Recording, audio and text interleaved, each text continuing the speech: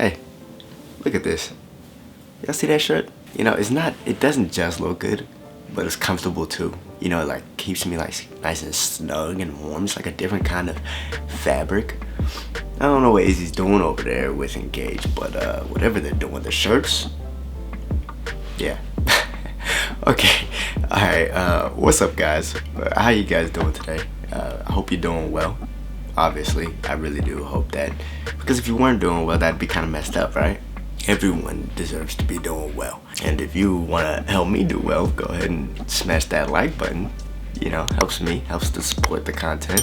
And you're more than welcome to subscribe as well. But today, you know, we're going to talk about the UFC Middleweight division because it's a little bit bogged up. It's a little bit weird at the moment after Israel slayed Alex Pereira. It's a little bit, you know, who does he fight next? Who does Israel Adesanya fight next? And the reason it's a little bit weird is because Izzy really has beaten everybody. People forget that that's the whole reason Alex Pereira got the title shot in the first place. There was pretty much nobody in front of him because Izzy beat everybody. They had history. It was going to be a big fight. Okay, let's give him one real contender in Sean Strickland, and then let's give him a title shot if he wins this favorable matchup. Now, he won. He did what he had to do. He got the title shot, sure. Does he deserve a trilogy? Some would argue yes, some would argue no.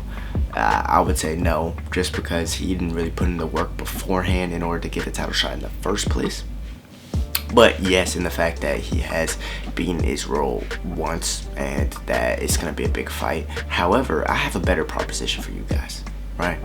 Let's not do the trilogy right away, okay? Let's just, for our fans, please hold on for a second and hear me out.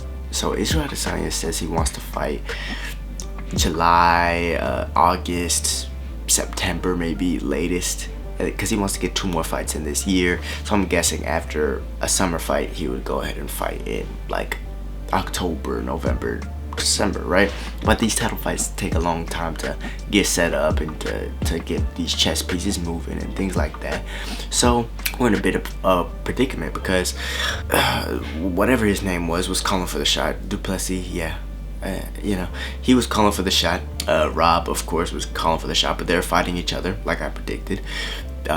Costa and Chimaev are supposed to be fighting each other, and Costa's supposed to be getting $1 million per fight, so he's supposed to be fighting anyone that they throw in front of him, but that fight's still not set yet. It's set for October, or, you know, being looked at for October in Abu Dhabi, but it's not set yet. I don't know why. I don't know what contract negotiations are going on. If you guys have any more information on that, please let me know. But it's supposed to be set for October or something like that. Costa and Chimaev have been arguing back. It would be stupid if this fight doesn't happen, right? Am I right in saying that? It would be, you know, can I use that word? It would be dumb if that fight doesn't happen. Okay. So they're supposed to be fighting. That's kind of like #1 contendership, right? If I'm not mistaken. Or we have a fight happening the most recently, I believe, in Jared Cannonier and Marvin Vettori. Both of these guys are coming off of wins. They've both fought Izzy before, of course. Vettori's fought him twice, and we'll probably need one more after this. Cannonier's fought him once. He's like, what, 39 now? He might need a title shot if he beats Vettori. Vettori's been on a run. I mean, he beat Roman Dolidze, he beat Paulo Costa. Matter of fact, if Vettori wins it, I think that could be a #1 contender fight, right? So we have all these #1 contender fights. And usually when you have more than one #1 contender fights, it's not going to be, okay, he gets to wait, he gets to wait, he gets to wait. No, they're going to fight each other. So we're looking at this and it's like, who would Izzy fight next? Right, a lot of people are assuming that it's gonna be kind of like a tune-up fight. Whoever he's fighting next, he's probably gonna fight someone he's already beaten, or people were saying he should fight Strickland or Du Plessis or whatever nonsense they were throwing out. But I have a better proposition. What if Israel Adesanya moved up to light heavyweight? Now, Yuri Pashka is slated to come back in August or September. Jamal Hill says he wants that to be August. Maybe trying to rush Yuri back. I don't know how that's working. But he had a bad injury. We all know this year. Pashka vacated the belt. He deserves that fight with Jamal Hill. He does. Or he deserves a title fight, right? I say there's 2 options that can go on with the light heavyweight division, right? We can wait for Yuri Prochazka to come back and fight Jamal Hill and maybe risk rushing his shoulder injury and not getting the best possible Yuri Prochazka. Maybe he fights in August or even fights in September. Maybe Jamal Hill doesn't get to pick and choose the date yet. He's not that valuable of a champion yet. But maybe that happens. And afterwards, the next contender would be, I don't know, Jan Blachowicz or Ankalaev. But both of them need to rematch. But Jan Blachowicz is trying to go down to middleweight. Yeah, we got all these moving pieces, right? I'm trying to map this out for you guys. Just bear with me. If you're struggling with this, go ahead and comment down below.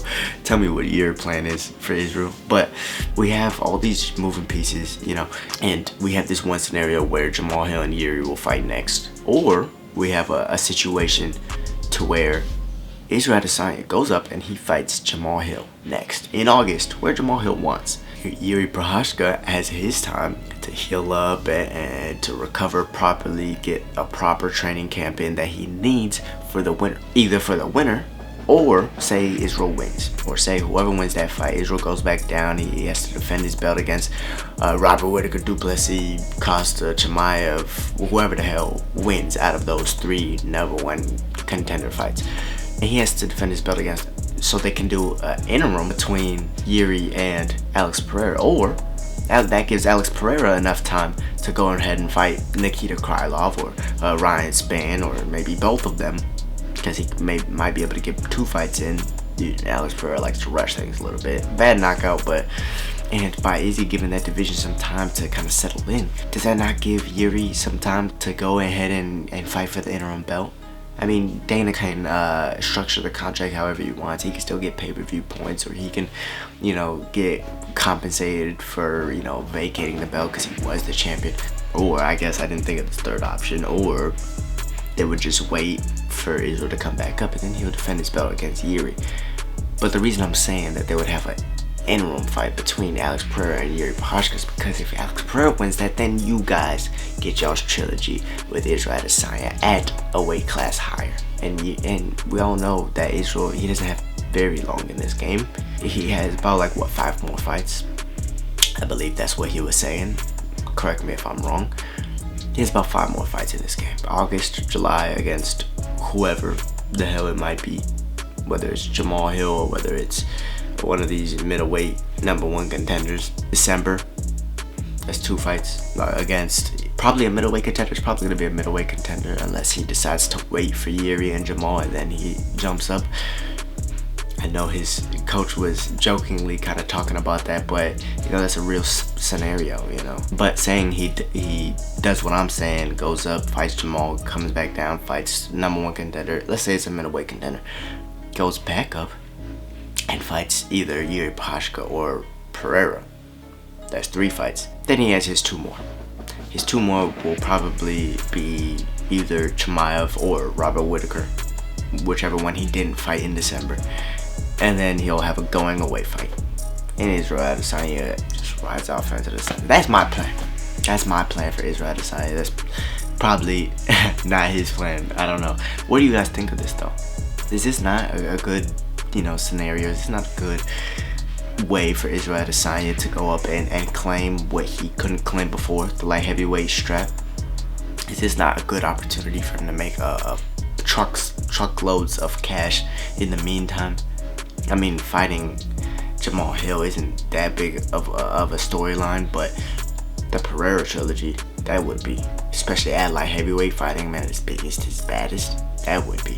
I think that if they are gonna have the trilogy, it's gonna have to be at light heavyweight. So what is his method of going up to light heavyweight? That's the real question here. And that's not necessarily for me to answer. I gave you your options, but you guys, tell me, please, what do y'all want to see Israel Adesanya do next? A lot of good things out there. But guys, that concludes this video. So thank you guys for watching. Thank you guys for tuning in.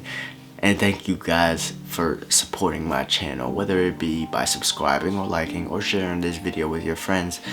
I appreciate every single one of you. It's the rebirth of Nwadei MMA. Of course, y'all know I was taken down at 2,500 subscribers before getting taken down at 4,000 subscribers. So it's been a long road here, but we're gonna keep on moving, and I don't plan on stopping anytime soon. So you guys can look forward to more daily MMA content and in-depth fight analysis. But with that being said, y'all stay safe, y'all stay blessed as always, and I'm out. Peace.